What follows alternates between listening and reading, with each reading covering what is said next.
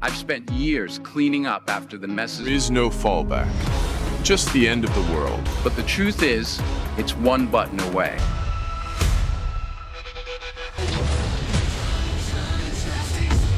We control every move, every angle, every escape route. Just execution.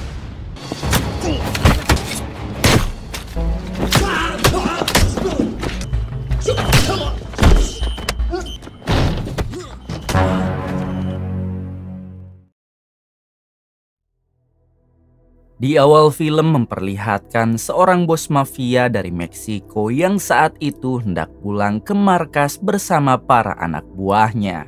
Namun di tengah perjalanan mobil rombongan si bos mafia malah terhalang oleh satu mobil yang mogok dan menghalangi mobil si bos mafia. Dengan cepat anak buah si bos mafia langsung menghajar si pemilik mobil yang menghalanginya itu.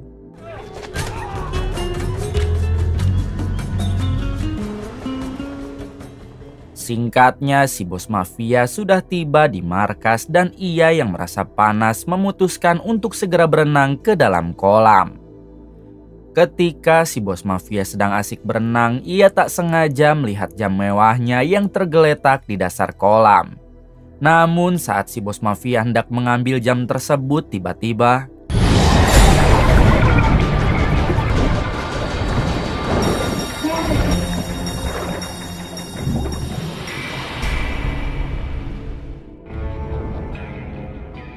ternyata yang sudah menghabisi si bos mafia adalah seorang pembunuh bayaran paling jenius dan disiplin bernama Arthur Bishop.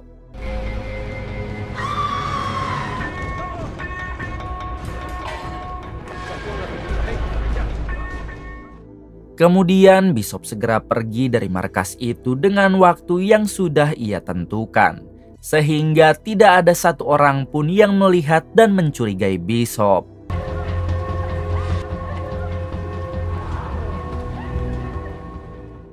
Setelah berhasil keluar, Bishop pun terjun dari atas jembatan untuk ikut bersama perahu yang sedang melintas menuju dermaga.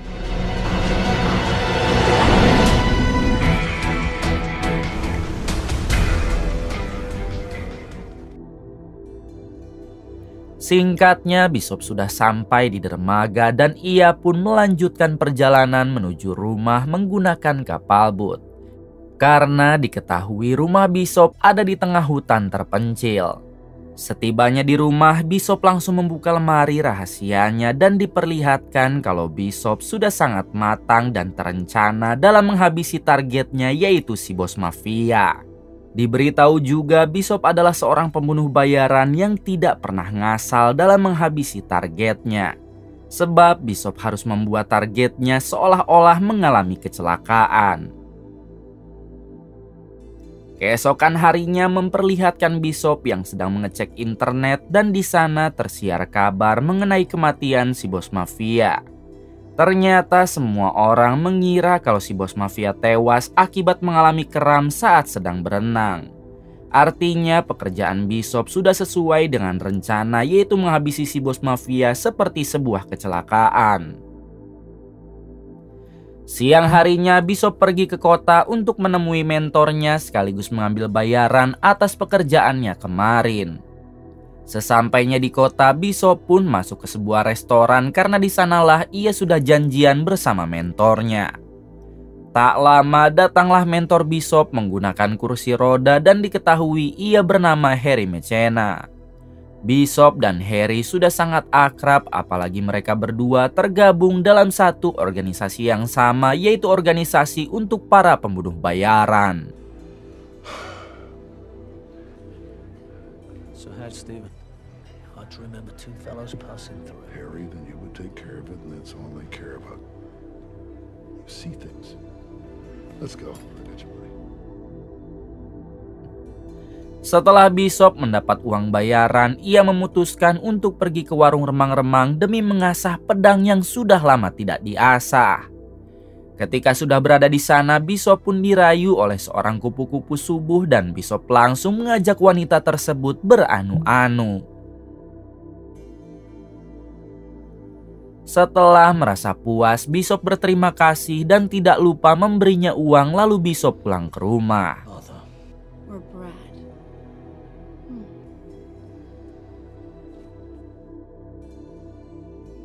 Beberapa hari kemudian memperlihatkan Bishop yang sedang mengecek situs organisasinya untuk kembali melakukan pekerjaan.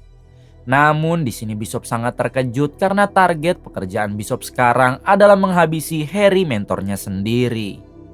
Bishop yang menyangka kalau hal tersebut pasti kesalahan sistem, ia pun segera menghubungi admin organisasinya. Akan tetapi admin itu menjelaskan kalau Harry adalah benar target yang harus dihabisi. Namun si admin juga menyarankan apabila Bishop ingin kejelasan, maka Bishop bisa menemui salah satu pemimpin organisasi di sebuah bandara kecil.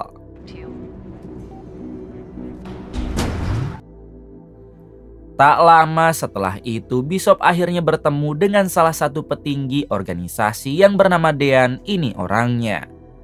Dean yang sudah tahu kalau Bishop sedang mencari kejelasan, ia pun mengatakan jika Harry, mentornya, merupakan seorang pengkhianat. Minggu kemarin Harry telah menjual data rahasia penting milik organisasi mereka kepada organisasi lain. Dari pengkhianatan itu, 5 orang pembunuh bayaran dari organisasinya harus tewas secara mengenaskan. Dean juga memberikan bukti kalau minggu kemarin rekening Harry tiba-tiba buncit setelah menerima bayaran atas pengkhianatannya tersebut.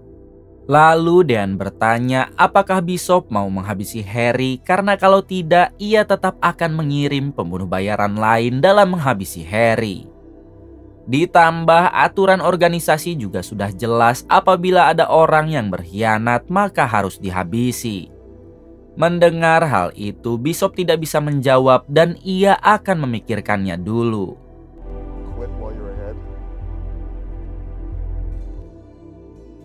Malam harinya memperlihatkan Bishop yang masih bingung dan sedikit tidak percaya kenapa Harry sampai mengkhianati organisasinya sendiri. Beberapa jam setelah itu, Bishop menghubungi Harry dan memintanya agar segera keluar menuju parkiran sebab anak buah Dean sudah mengepung Harry. Akhirnya Harry pun menuruti semua instruksi dari Bishop sampai kepergiannya itu tidak diketahui oleh orang lain. We have 15 seconds to get to the service elevator before the emergency power comes on. Turn in. That's the basement floor. Setibanya di parkiran, Harry melihat kalau mobilnya sudah ada yang merusak dan bersamaan dengan itu muncullah Bishop dari balik kegelapan. Harry mengatakan kalau dari dulu ia memang sangat kagum kepada Bishop yang setiap menghabisi targetnya selalu saja seperti kecelakaan. Dan untuk sekarang Harry juga sadar kalau Bishop akan menghabisinya seolah-olah perampokan mobil. Lalu Harry yang membawa senjata segera menyerahkan senjata tersebut kepada Bishop sebab dirinya tidak mungkin menang melawan Bishop. Harry juga mengatakan kalau ia lebih senang dihabisi oleh muridnya sendiri ketimbang dihabisi oleh pembunuh bayaran lain. Karena Harry tahu jika organisasinya sedang mengincar Harry.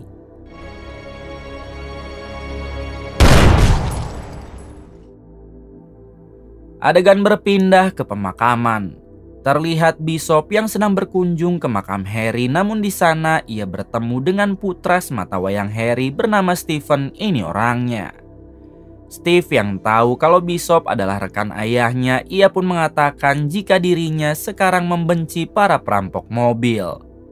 Rupanya semua orang termasuk Steve menyangka kalau Harry ayahnya telah dihabisi oleh para perampok mobil.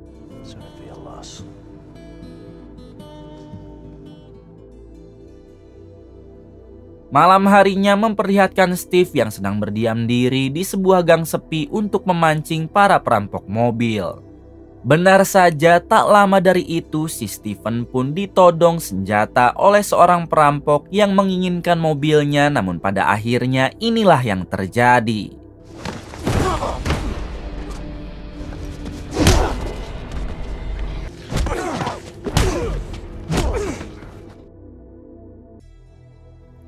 Setelah mengajar perampok tersebut, Steve berniat menghabisinya sebab sekarang ia membenci para perampok mobil. Ketika Steve akan menembakkan senjata, tiba-tiba muncul Bishop yang langsung menghentikan Steve. Di sini Bishop mengatakan jika Steve menghabisi orang tersebut dengan cara seperti itu, maka Steve hanya sedang mencari masalah di kemudian hari. Bishop juga mengatakan kalau cara seperti itu adalah cara kuno yang dipakai oleh orang-orang bodoh.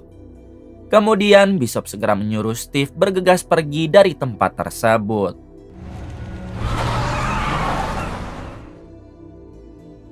Di hari selanjutnya, saat Bishop baru saja berbelanja bahan-bahan seblak, ia pun tak sengaja dilihat oleh Steve. Steve segera menemui Bishop dan memintanya supaya Bishop mau mengangkat Steve menjadi murid Bishop untuk menjadikannya seorang pembunuh bayaran. Steve juga mengatakan kalau dirinya tahu dulu sang ayahlah yang sudah mengajari Bishop, maka untuk sekarang Bishop wajib mengajari dirinya sebagai bentuk balas budi. Mendengar hal itu, Bishop menolak dan ia pun bergegas pulang.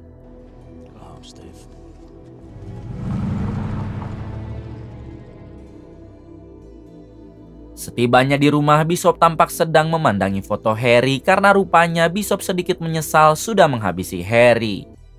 Lalu Bishop yang merasa berdosa, ia pun akhirnya menghubungi Steve dan siap menjadi mentor Steve sebagai upaya balas budi.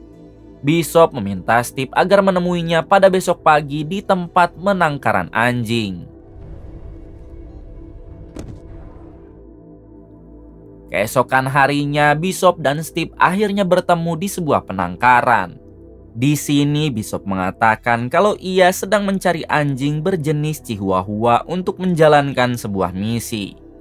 Bishop juga menjelaskan untuk menjadi seorang asasin atau pembunuh bayaran yang tangguh, Steve harus mempelajari dulu secara detail mengenai setiap targetnya. Tak lama dari itu, Bishop pun menemukan anjing yang dimaksud. Lalu Bishop menyuruh Steve agar merawat anjing tersebut apabila Steve mau menjadi muridnya.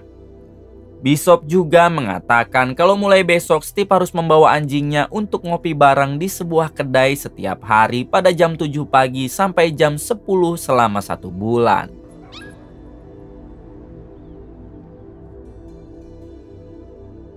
Singkatnya, Steve pun menuruti perintah dari Bishop dengan mengajak anjingnya ngopi di sebuah kedai setiap hari. Walaupun Steve sendiri belum tahu kenapa Bishop menyuruhnya melakukan hal tersebut. Lalu di sorenya memperlihatkan Bishop yang selalu mengajari Steve cara menembak.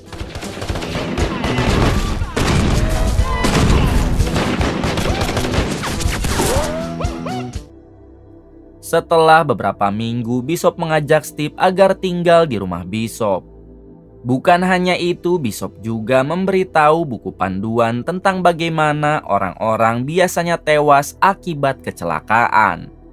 Tentu saja hal itu harus dipelajari sebab selama ini cara Bishop menghabisi setiap targetnya seolah-olah koit karena kecelakaan. Suatu waktu saat Bishop sedang memodif mobil klasiknya, Steve mengatakan kalau ia sangat menyukai mobil tersebut. Mendengar hal itu, Bishop menjawab kalau semua orang memang pasti menyukai mobil ini.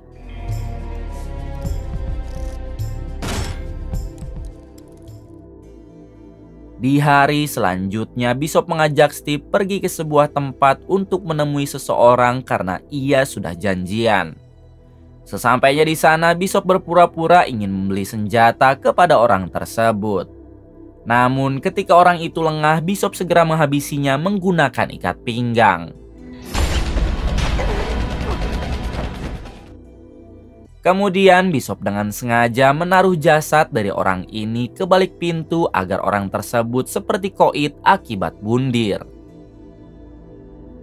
Singkatnya, Steve dan Bishop sudah pulang ke rumah. Di sini Bishop menjelaskan kalau orang tadi adalah targetnya yang merupakan seorang penjual senjata ilegal dan sering bekerja sama dengan para teroris. Walaupun terlihat sepele dalam menghabisinya, tapi Bishop sudah 2 minggu memantau serta mendekati orang tadi sebelum mengeksekusinya. Setelah itu, Bishop memberikan satu tugas kepada Steve, dan apabila Steve bisa menyelesaikan tugasnya, maka ia akan resmi menjadi seorang asasin atau pembunuh bayaran. Ketika Steve melihat orang yang akan menjadi targetnya, ternyata orang tersebut adalah orang yang sering ditemui Steve saat berada di kedai kopi. Kemudian Bishop menjelaskan kalau target Steve ini juga merupakan seorang asasin yang sangat tangguh dari organisasi lain. Dia sangat sulit untuk didekati oleh siapapun, namun ada dua kelemahan yang dimiliki orang tersebut. Yang pertama, dia sangat menyukai seekor anjing berjenis Chihuahua. Dan yang kedua, orang itu menyukai seorang pria muda karena dia adalah seorang gay. Jamah aku dong. Sini.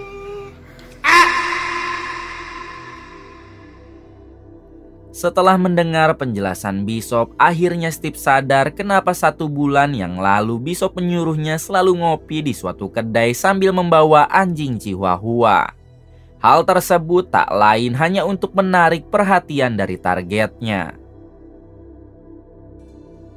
Di hari selanjutnya, Steve pun akhirnya dihampiri oleh sang target. Di sini terlihat jelas kalau si target sudah sedang termakan umpan dari Steve. Lalu si target mengajak Steve agar pergi bersamanya ke sebuah klub pada nanti malam. Steve yang tidak mau menyia-nyiakan tugasnya, ia pun tentu mengiyahkan ajakan tersebut.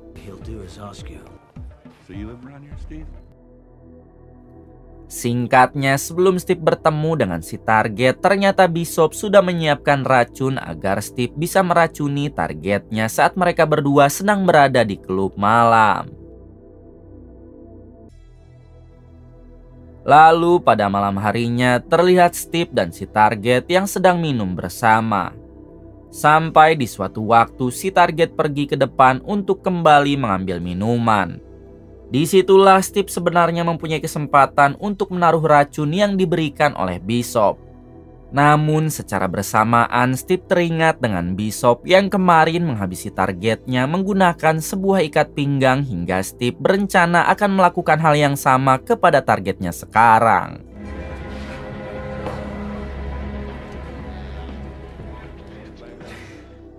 Setelah beberapa jam mereka minum, si target pun mengajak Steve agar menginap saja di apartemen si target.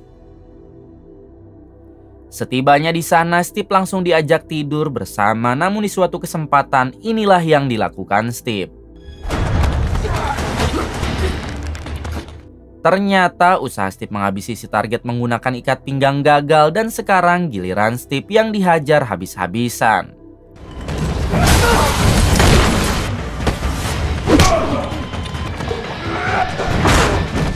Tapi untungnya si target dalam keadaan mabuk parah sehingga Steve pun berhasil menghabisinya.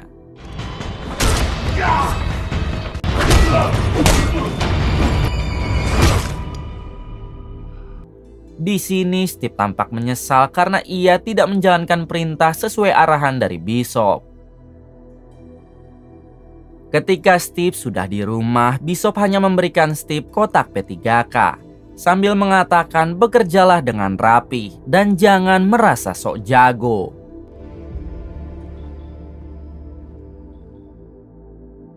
Beberapa hari kemudian Bishop pergi ke bandara untuk mengambil sebuah paket kiriman dari Dean, si petinggi organisasi. Setelah mengambil paket tersebut, kita diberitahu kalau di dalamnya ada uang bayaran atas pekerjaan Bishop kemarin. Bersamaan dengan itu, Dean menghubungi Bishop dan memprotes pekerjaan Bishop yang sudah melibatkan orang lain. Bishop menjelaskan kalau ia hanya sedang melatih seseorang dan orang tersebut bernama Steve yang merupakan anak kandung dari Harry. Bishop yakin suatu saat nanti Steve pasti akan berguna untuk Dean dan organisasinya. Setelah membahas itu, Dean mengatakan jika dirinya sudah mengirim berkas untuk target Bishop selanjutnya. Dean memperbolehkan Bishop bekerja sama dengan Steve, tapi dengan syarat mereka tidak boleh gagal. Ketika Bishop sudah di rumah, kita diberitahu kalau target mereka selanjutnya adalah seorang nabi palsu bernama Andre. Andre selama ini mendapatkan banyak uang dengan menipu para jemaatnya di seluruh dunia.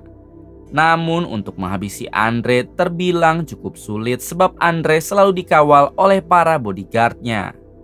Setelah mempelajari identitas targetnya, Bishop dan Steve segera bergegas pergi ke kediaman Andre yang tinggal di sebuah apartemen. Sesampainya di sana, terlihat mereka berdua naik ke atas apartemen hanya demi bisa memasangkan beberapa kamera. Saat sudah berhasil memasangkan semua kameranya, Bishop dan Steve pun langsung menyewa apartemen tepat di bawah gedung apartemen milik Andre.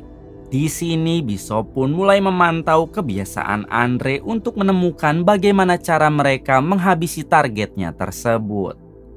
Beberapa hari kemudian, Bishop akhirnya mempunyai rencana kalau mereka akan menyuntikkan sebuah cairan adrenalin ke tubuh Andre ketika Andre diberi vitamin oleh dokternya. Sebab apabila kedua zat itu disatukan dalam satu waktu, maka tubuh Andre otomatis akan keracunan. Singkat cerita, Bishop dan Steve mulai melancarkan aksinya. Mereka berdua diam-diam masuk ke dekat apartemen Andre melalui jalur ventilasi. Setelah berhasil menyelinap ke sana, ternyata untuk hari ini Andre bukan meminta vitamin kepada dokternya, melainkan sebuah barang haram. Melihat hal itu, Bishop sadar kalau cairan adrenalin yang akan mereka suntikan tidak mungkin berfungsi, sehingga mereka berencana menghabisi Andre dengan cara lain. Setelah si dokter pergi dan Andre sedang dungdeng seorang diri, di saat itulah Bishop keluar bersama Steve dan langsung membekap Andre. Pada akhirnya Andre koit, lalu mereka berdua segera bersembunyi. Bersamaan dengan itu, salah satu bodyguard Andre masuk ke dalam untuk memberikan telepon penting dari jemaat mereka hingga si bodyguard sadar kalau Andre sudah koit. Ketika para bodyguard Andre sedang berkumpul, Steve malah tak sengaja menjatuhkan baut ke bawah yang membuat si bodyguard Andre merasa curiga. Tak lama setelah itu, satu bodyguard mencoba membuka kaca yang pada akhirnya Steve dan Bishop ketahuan, lalu terjadilah baku tembak.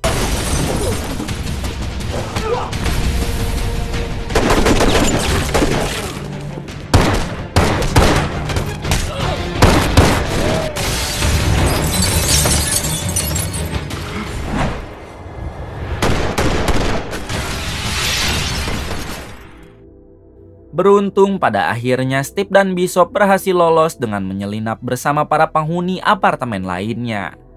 Setelah keluar dari apartemen, Bishop menyuruh Steve supaya langsung pulang ke rumah, sementara dirinya akan pulang melalui bandara lain supaya tidak ada yang curiga. Singkat cerita, saat Bishop sudah berada di bandara, ia tak sengaja melihat seorang asasin yang katanya dulu tewas akibat pengkhianatan Harry. Dengan segera Bishop pun mengikuti asasin tersebut sampai masuk ke dalam bis. Di sini Bishop langsung bertanya apa yang sebenarnya terjadi. Si asasin dengan santai menjelaskan kalau dirinya dibayar mahal oleh Dean untuk menghabisi 4 orang asasin lain. Lalu Dean juga menyuruhnya agar menghilang serta memalsukan kematiannya. Sebab semua itu hanya demi untuk mengkambing hitamkan Harry. Artinya selama ini Bishop hanya sedang dipermainkan oleh Dean, petinggi organisasinya sendiri. Kemudian bersamaan dengan itu si asasin menyerang Bishop hingga terjadilah baku hantam.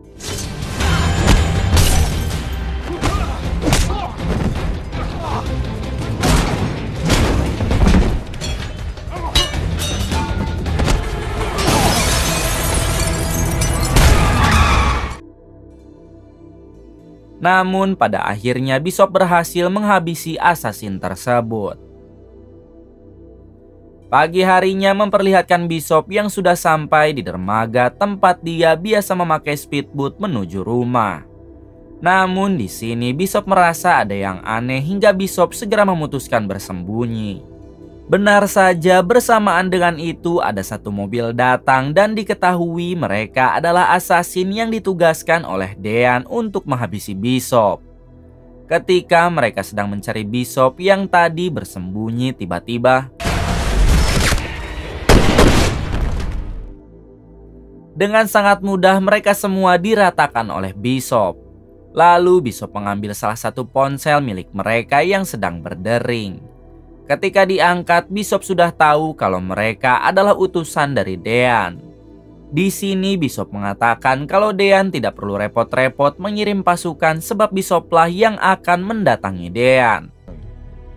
That's a violation of our arrangement. Coming for you.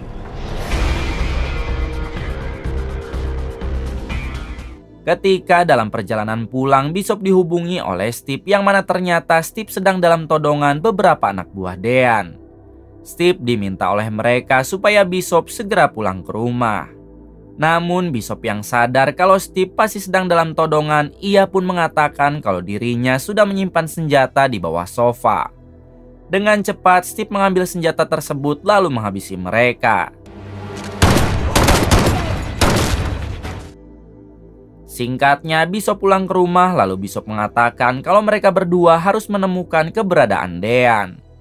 Di sini Bishop menyuruh Steve agar mempersiapkan persenjataan yang ada di gudang sementara dirinya akan mencari tahu alamat rumah dari salah satu bodyguard Dean. Ketika Steve sedang mengemasi persenjataan yang ada di gudang, di sini Steve malah tak sengaja menemukan pistol milik mendiang ayahnya. Saat itu juga Steve sadar kalau orang yang sudah menghabisi sang ayah adalah Bishop.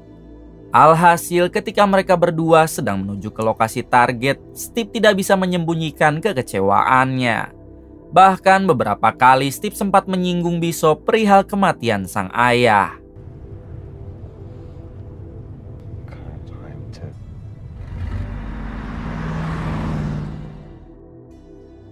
Keesokan harinya memperlihatkan salah satu bodyguard Dean yang baru saja keluar dari kamar mandi. Namun si bodyguard sangat terkejut karena di sana sudah ada Bishop dan juga Steve. Setelah melumpuhkan si bodyguard, Bishop dan Steve segera menyandra keluarganya agar si bodyguard mau mengatakan di mana keberadaan Dean. Awalnya si bodyguard tidak mau buka mulut. Namun setelah keluarganya beberapa kali diintimidasi, akhirnya si bodyguard mau mengatakan di mana Dean berada.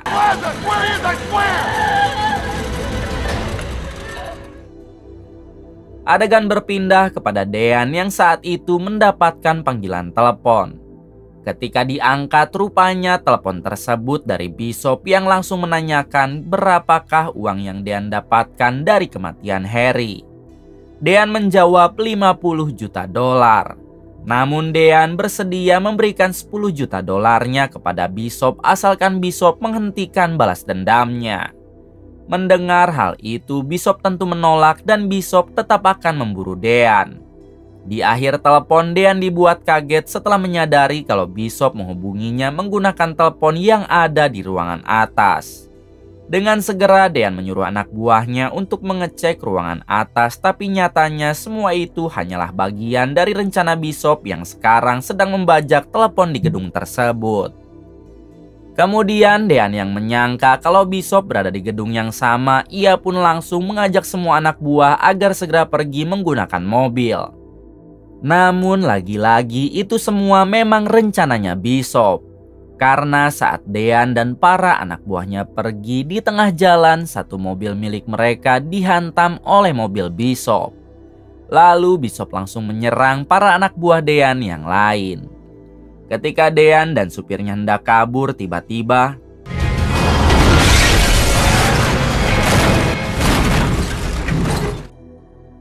setelah itu Bishop dan Steve tanpa ragu menghabisi Dean sebagai bentuk balas dendam atas kematian Harry. Singkat cerita, saat Steve dan Bishop hendak pulang, mereka pun mampir ke sebuah pom mini untuk mengisi bensin. Ketika Steve sedang mengisi bensin mobilnya, ternyata Steve dengan sengaja menumpahkan bensin tersebut ke bawah. Lalu Steve beralasan ingin pergi ke warung dulu untuk membeli rokok. Namun tak lama setelah itu inilah yang dilakukan Steve.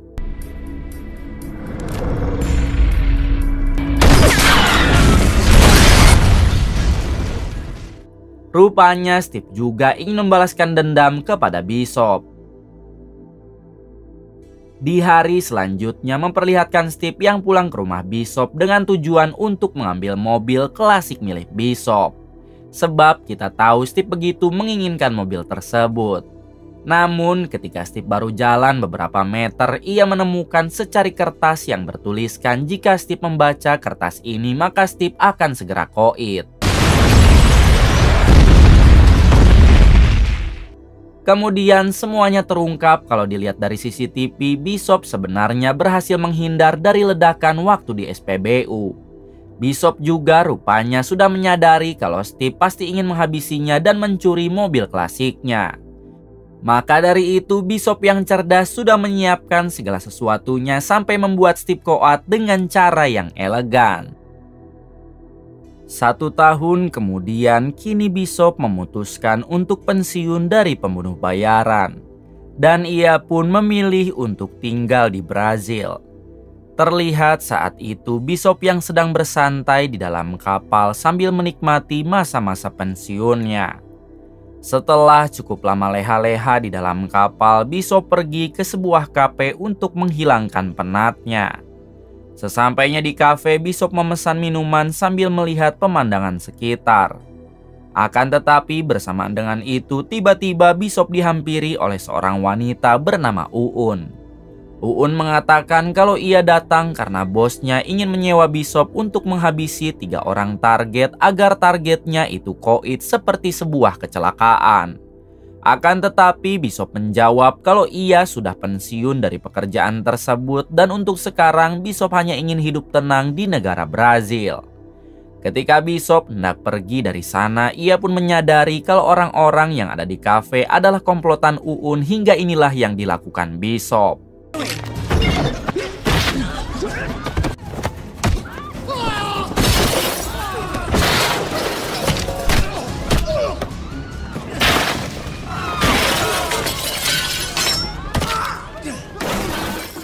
Setelah menghajar sebagian dari mereka, Bishop bergegas pergi dengan meloncat ke sebuah gondola. Tapi Uun dan komplotannya terus saja mengejar. Sampai di suatu kesempatan Bishop nekat kabur dengan cara yang tidak biasa.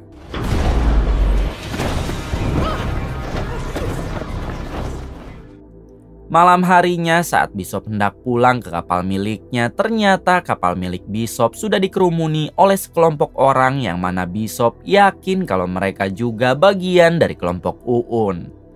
Lalu dengan menggunakan remote pengendali, Bishop segera meledakkan kapalnya menggunakan bom yang sudah lama ia pasang di sana.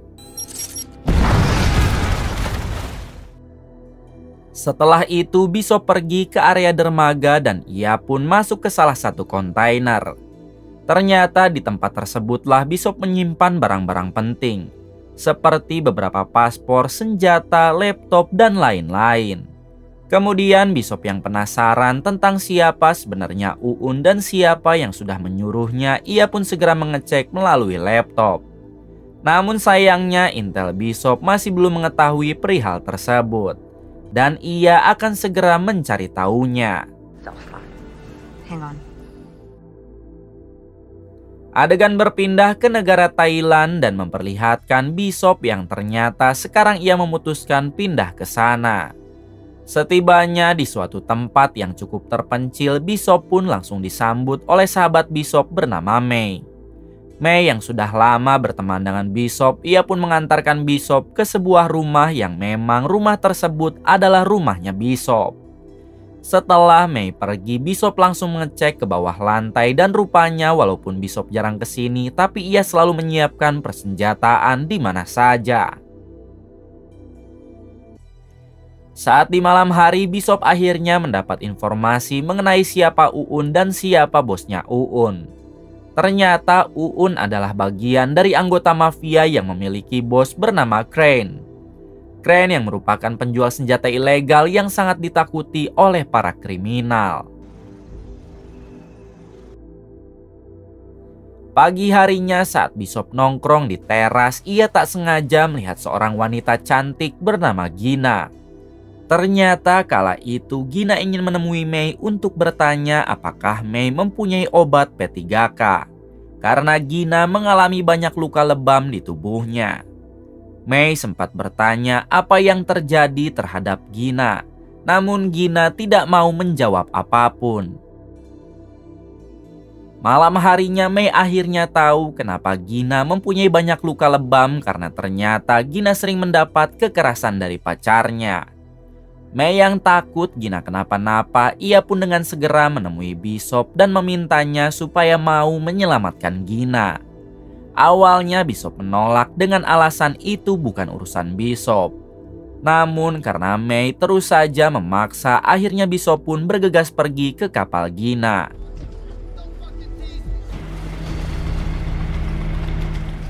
Sesampainya di sana, Bishop menyuruh pacar Gina untuk berhenti berbuat kasar hingga pacar Gina mencoba melawan Bishop.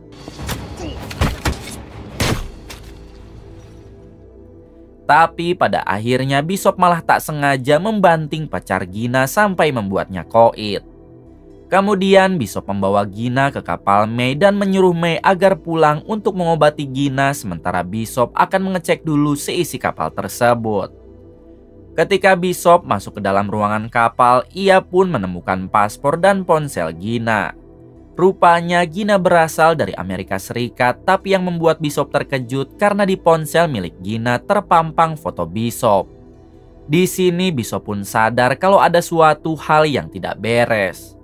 Kemudian sebelum Bishop kembali ke darat, ia pun tidak lupa meledakkan kapal tersebut untuk menghilangkan jejak.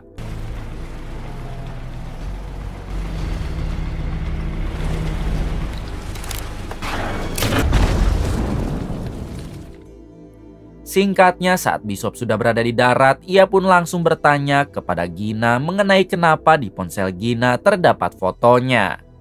Bishop beranggapan kalau Gina ini pasti anak buah Crane, yaitu si bos mafia penjual senjata ilegal yang kemarin mengirim si Uun. Gina yang sudah tidak berdaya, ia pun akhirnya mengaku ia memang dikirim oleh Crane, tapi Gina bersumpah kalau ia bukan anak buah Crane. Gina terpaksa menuruti perintah dari Crane karena suatu alasan. Kemudian Gina juga bercerita mengenai ia dan pacarnya tadi itu semua hanyalah rekayasa. Gina diutus oleh Crane agar Bishop jatuh cinta kepada Gina dan nantinya Gina bisa dijadikan sandera supaya Bishop mau melakukan pekerjaan yang diinginkan oleh Crane.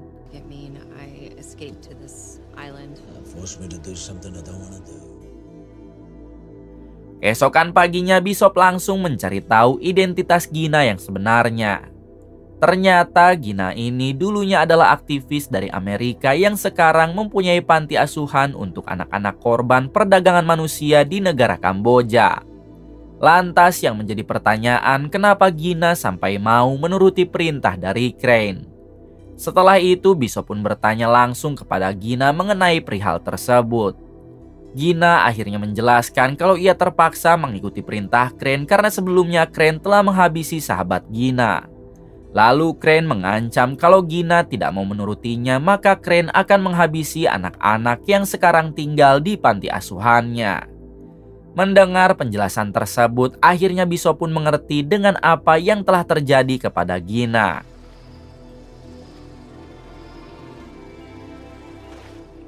Suatu waktu Bishop menyadari kalau ia dan Gina sedang diawasi oleh beberapa anak buah Crane. Hingga Bishop langsung menghampiri Gina dan mengajak Gina berpura-pura mesra, sebab kita tahu Gina memang diutus untuk mendekati Bishop. Malam harinya Bishop dan Gina terlihat semakin dekat, bahkan mereka berdua sekarang benar-benar saling jatuh hati. Lalu Gina meminta maaf kepada Bishop karena ia sempat ingin menjebak Bishop. Dan Bishop menjawab kalau ia sudah memaafkannya. Setelah itu Bishop bercerita kalau sewaktu kecil ia juga merupakan anak-anak yang diperdagangkan oleh para mafia. Sebab orang tua Bishop telah meninggal semenjak dia berumur 4 tahun. Oleh sebab itulah ia sangat respek kepada Gina setelah mengetahui Gina membuka panti asuhan untuk anak-anak korban perdagangan manusia.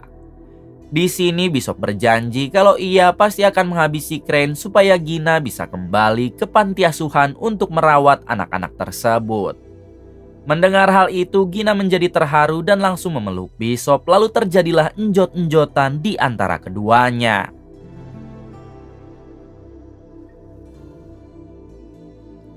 Di hari selanjutnya saat Gina dan Bishop sedang asik di pantai, tiba-tiba mereka kedatangan sekelompok polisi korup suruhan Crane. Rupanya para polisi itu disuruh Crane agar menangkap Gina dan Bishop hingga terjadilah keributan. Bishop sebenarnya bisa saja menghabisi mereka semua, namun ia teringat dengan keselamatan anak-anak di panti asuhan Gina. Alhasil Gina berhasil diculik sementara Bishop dihubungi oleh Crane dan Crane meminta Bishop untuk menemuinya. Singkat cerita, Bishop datang ke tempat Crane. Namun saat Bishop duduk, Crane mengatakan agar Bishop tidak membrutal di sini, sebab di bawah tempat duduknya sudah dipasangi sebuah bom. Kemudian Crane menjelaskan kalau Bishop harus menghabisi 3 orang target dan apabila pekerjaan itu selesai maka Crane pasti akan melepaskan Gina. Untuk target yang pertama merupakan penjual senjata ilegal terbesar di Afrika bernama Krilo. Krilo sekarang mendekam di dalam penjara terketat di dunia yang ada di Malaysia. Walaupun begitu, Krilo masih aktif berjualan senjata ilegal. Crane hanya bisa berpesan agar Bishop menghabisi targetnya seperti sebuah kecelakaan. I need you. You're the best. I wish you bonne chance. Adegan berpindah ke negara Malaysia dan terlihat Bishop yang sudah ada di sana dan sedang menyusun rencana untuk menghabisi Krilo.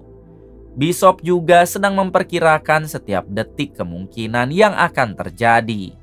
Mengingat penjara yang dihuni oleh Krilo berada di suatu pulau laut lepas dengan penjagaan sangat ketat. Apabila Bishop berhasil masuk ke penjara, Bishop juga harus memikirkan bagaimana ia keluar nantinya karena di wilayah laut tersebut dipenuhi dengan hiu ganas. Setelah memperkirakan semuanya, akhirnya Bishop mempunyai rencana dan ia bergegas pergi untuk membeli beberapa barang seperti tinta tato, krim penyelam anti hiu, dan juga lainnya. Kemudian Bishop memasukkan barang-barang itu ke dalam rokok, permen karet, dan wadah minyak rambut. Sementara untuk masuk ke dalam penjara, Bishop berencana akan menyamar menjadi seorang buronan paling dicari di Malaysia yang kebetulan wajah dan perawakannya mirip seperti Bishop. Lalu Bishop pun membuat tato dadu di bawah mata agar terlihat sama seperti si buronan. Bukan hanya itu, Bishop juga mengubah identitas dan paspornya agar sama dengan si buronan supaya Bishop bisa masuk ke dalam penjara yang dimaksud. Setelah semuanya dirasa cukup, Bishop pergi ke sebuah pasar dan di sini ia pun sengaja berbuat onar untuk memancing para polisi. Hingga akhirnya Bishop ditangkap dan ketika polisi mengecek identitasnya, mereka sangka Bishop ini adalah si buronan paling dicari di negara Malaysia. Tentu saja hal itu memang rencananya Bishop. Singkat cerita, Bishop dijebloskan ke penjara yang dimaksud. Lalu saat pemeriksaan, semua barang Bishop diperiksa, tapi para sipir sama sekali tidak mencurigai semua barangnya.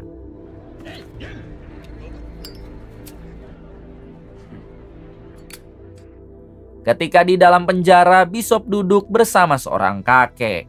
Lalu bersamaan dengan itu muncullah Krilo yang tampak dijaga sangat ketat oleh para anak buahnya. Sehingga tidak ada satupun napi yang bisa mendekati Krilo. Kemudian si kakek bercerita kalau Krilo adalah seorang penguasa. Namun tidak sedikit yang ingin menghabisi Krilo dan salah satunya adalah mantan anak buah Krilo sendiri.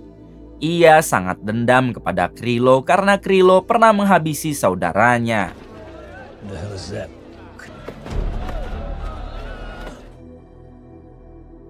Setelah itu, Bishop mengambil sebuah pisau dari salah satu napi ketika sedang makan siang. Sampai di suatu kesempatan, Bishop menghabisi mantan anak buah Krilo yang kala itu hendak menghabisi Krilo.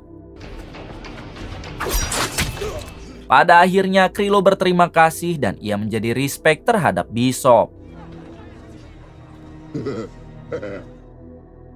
Keesokan harinya, Bishop pun diundang makan siang di sel milik Krilo. Ternyata Krilo ini sangat diistimewakan di dalam penjara tersebut karena uangnya yang sangat banyak. Saat sedang berdua bersama Krilo, Bishop akhirnya mempunyai kesempatan untuk menghabisinya. Lalu Bishop yang memiliki pengetahuan kimia yang tinggi, ia pun meracik sebuah racun dan menjejalkannya ke mulut Krilo supaya Krilo dianggap koit akibat keracunan. Mendengar suara berisik, beberapa anak buah Krilo sempat ingin mengecek keadaan Krilo. Namun Bishop menjawab kalau Krilo sedang berdoa padahal sudah koit. Tak lama kemudian seluruh penjara menjadi heboh setelah Krilo ditemukan tewas. Sementara itu Bishop bergegas ke dekat dinding dan ternyata barang yang diselipkan ke dalam rokok itu adalah sebuah peledak. Lalu Bishop menempelkannya menggunakan permen karet hingga dinding tersebut pun akhirnya hancur.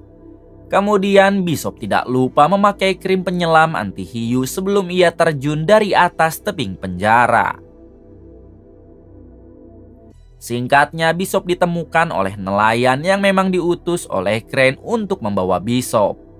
Kemudian sebelum diberikan data target yang kedua, Bishop dipersilahkan untuk video callan dulu dengan Gina. Setelah itu, Crane pun mengirim data target yang kedua dan targetnya tersebut berada di Sydney, Australia. Adegan berpindah ke Australia dan memperlihatkan Bishop yang sedang memantau target yang kedua. Diketahui targetnya ini bernama Adrian, seorang pengusaha kaya di bidang batu bara. Namun sebenarnya bisnis utama Adrian adalah menguasai pasar gelap. Setelah beberapa hari menganalisa targetnya, Bishop pun akhirnya tahu kebiasaan Adrian yang selalu mandi di atas kolam kaca di jam-jam tertentu. Kemudian Bishop masuk ke dalam gedung namun bukan untuk menghabisi Adrian, melainkan berpura-pura ingin membeli satu unit apartemen tepat di bawah apartemen milik Adrian. Sampai di suatu kesempatan Bishop memotret kunci apartemen tersebut untuk ia duplikat. Setelah itu Bishop juga membuat sebuah cairan yang mana cairan itu bisa memecahkan kaca setebal apapun dengan hanya membutuhkan waktu beberapa detik. Singkat cerita, hari eksekusi pun tiba. Bishop menyamar menjadi tukang ledeng lalu masuk ke apartemen yang kuncinya sudah berhasil ia duplikat. Kemudian dengan peralatan yang sudah disiapkan, Bishop membuka jendela lalu naik ke atas. Dengan perkiraan waktu yang sudah Bishop tetapkan, Adrian pun berenang ke dalam kolam hingga dengan cepat Bishop menyuntikkan cairan pemecah kaca. Pada akhirnya Bishop berhasil menghabisi Adrian seolah-olah Adrian koit akibat kesalahan konstruksi. Di sisi lain, Crane tampak sangat kagum kepada Bishop. Lalu ia pun menyuruh tangan kanannya supaya Bishop bisa bervideo callan lagi dengan Gina. Ketika sedang bervideo callan, Gina dengan sengaja menggeserkan kameranya supaya Bishop bisa melihat nomor seri kapal milik Crane. Pada akhirnya Bishop tahu keberadaan kapal Gina yang ternyata masih di sekitaran kota Sydney. Dengan menyewa helikopter, Bishop memutuskan terjun dari atas dan berenang untuk menyusup ke kapal milik Crane. Setelah berhasil menyelinap ke sana, Bishop pun segera membrutal dengan menghabisi beberapa anak buah Crane.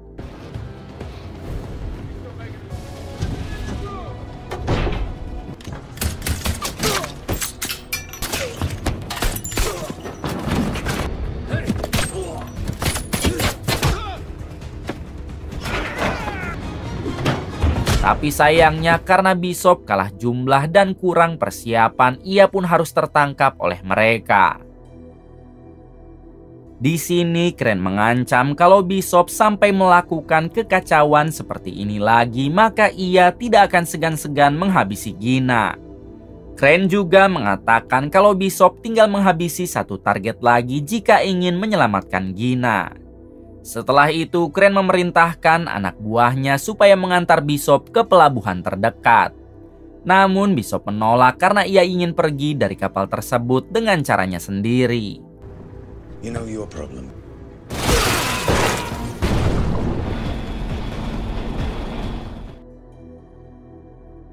Adegan berpindah ke Varna, Bulgaria. Terlihat Bishop yang sudah ada di sana untuk memantau serta memata-matai target terakhirnya. Targetnya ini bernama Max Adam, seorang penjual senjata ilegal paling kaya penguasa pasar Eropa. Bahkan saking kayanya, Adam sampai tinggal di sebuah bunker dengan penjagaan super ketat. Bukan hanya itu, Adam juga memiliki kapal selam paling canggih dengan persenjataan terbaru, tapi Bishop diminta menghabisi Adam tak kurang dari 24 jam. Singkatnya, Bishop telah menemukan cara untuk masuk ke markas Adam. Terlihat ia pergi ke rumah sakit dan naik ke gedung paling atas sambil membawa senjata sniper. Dari atas rumah sakit, Bishop membidik satu orang anak buah Adam lalu menembak kakinya. Tak lama dari itu, pihak rumah sakit segera diminta datang ke markas Adam menggunakan helikopter. Namun diam-diam ternyata Bishop sudah ada di dalam bagasi helikopter tersebut. Setelah sampai di sana, Bishop langsung masuk dan menghajar satu persatu anak buah Adam.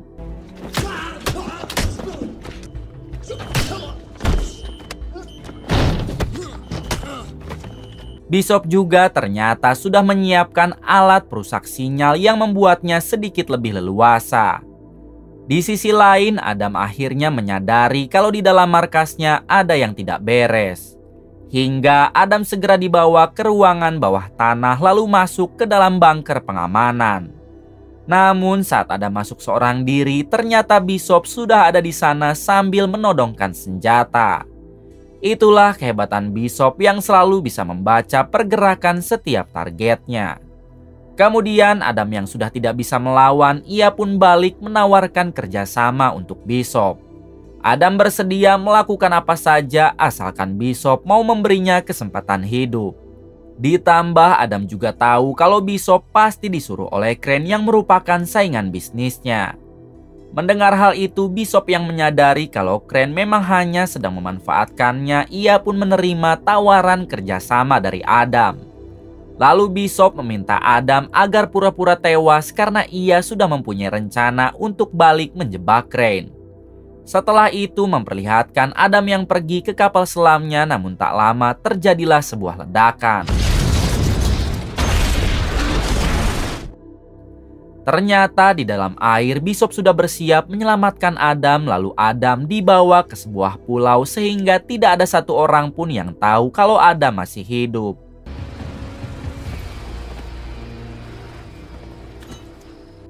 Kemudian Bishop menghubungi Crane sambil mengatakan jika Adam telah ia habisi, akan tetapi Crane tidak mau percaya sebelum ia melihat jasadnya. Bishop pun menjelaskan kalau jasad Adam sudah ia simpan di dekat kapal selamnya. Mendengar hal itu, Crane segera mengirim pasukan untuk mengecek jasad Adam dan juga mengambil kapal selam milik Adam sebab kapal selam tersebut berharga ratusan juta dolar.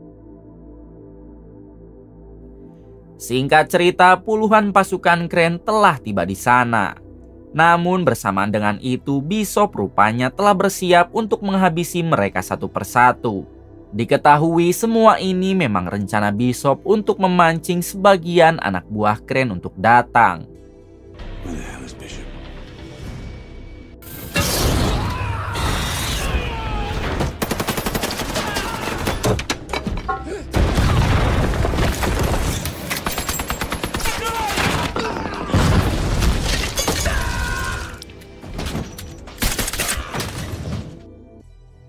Setelah meratakan mereka, Bishop segera pergi ke kapal tempat Gina disandra.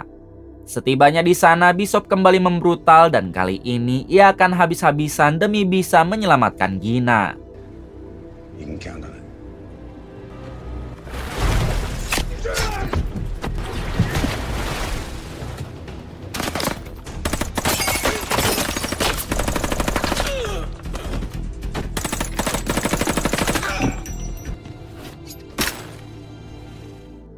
Di suatu kesempatan, Gina yang akan dibawa oleh anak buah Crane, ia pun mencoba melawan, tapi sayangnya Gina malah tertembak di bagian samping perutnya.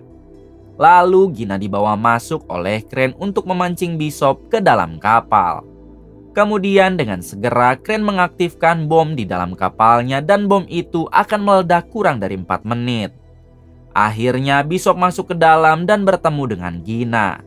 Bishop yang sadar kalau kapal ini akan meledak, ia pun langsung membawa Gina ke belakang. Beruntung di sana ada fasilitas pelarian tapi hanya bisa dipakai oleh satu orang. Setelah itu Bishop kembali ke depan dan menghabisi satu persatu anak buah Crane yang masih tersisa.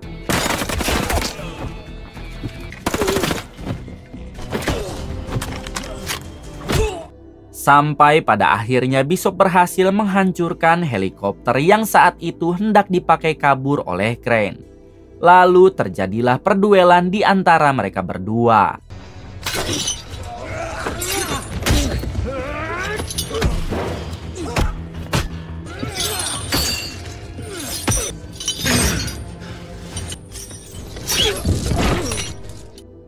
Setelah berhasil melumpuhkan Crane, Crane mengatakan kalau kapal ini akan meledak dalam beberapa detik sehingga Bishop juga tidak mungkin bisa selamat walaupun melompat ke laut. Namun di detik-detik akhir ternyata Bishop lebih memilih masuk ke dalam kapal dan entah apa yang ia pikirkan. Singkat cerita, Gina berhasil selamat, namun Bishop juga kemungkinan tewas karena kapal tersebut hancur lebur dan hanya menyisakan kotak penyimpanan jangkar. Adam sendiri tidak menyangka kalau Bishop akan tewas di ledakan itu.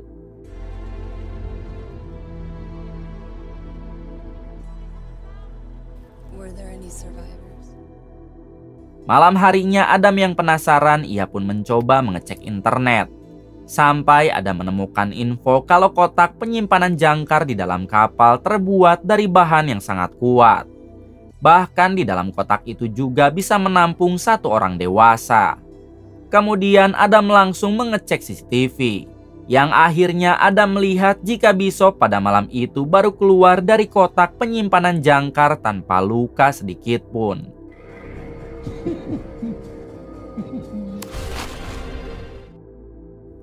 Adegan berpindah ke negara Kamboja dan diperlihatkan Gina yang sekarang sudah kembali mengasuh dan mengajari anak-anak di panti asuhan. Namun di sini Gina masih tampak sedih setelah orang yang ia sayang tewas akibat ledakan. Tak lama kemudian Gina tiba-tiba tersenyum setelah melihat kedatangan Bishop yang masih hidup. Apalagi sebelumnya mereka juga sudah saling berjanji akan menikah apabila kondisi sudah kondusif. Kemudian film pun tamat. Terima kasih untuk semuanya yang telah menonton hingga akhir. Semoga kalian semua diberikan kesehatan dan rezeki yang berlimpah. Salam dari Hampura Film.